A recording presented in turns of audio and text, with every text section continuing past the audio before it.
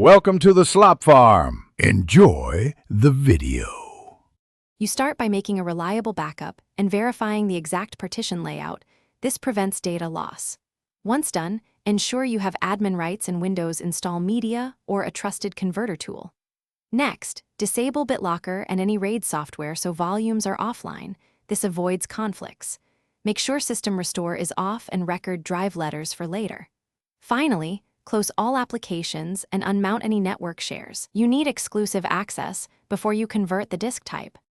You will now perform the conversion. For non-boot volumes, open Disk Management, delete dynamic volumes in order and choose Convert to Basic. This is quick but destructive. For system or boot disks, boot from WinPE or Windows Setup, open Disk Part and select the offline disk to convert. If you must keep data, run a reputable third-party converter that supports non-destructive conversion. Read tool prompts carefully. Throughout, check that the target disk type is basic and that partition GUID remain consistent for boot entries.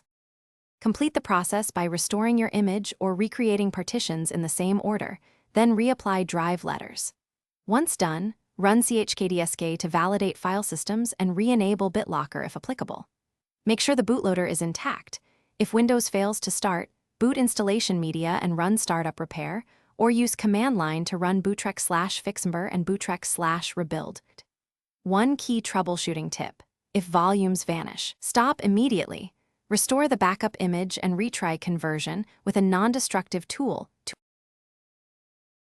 Thanks for watching. Consider subscribing if we helped you today.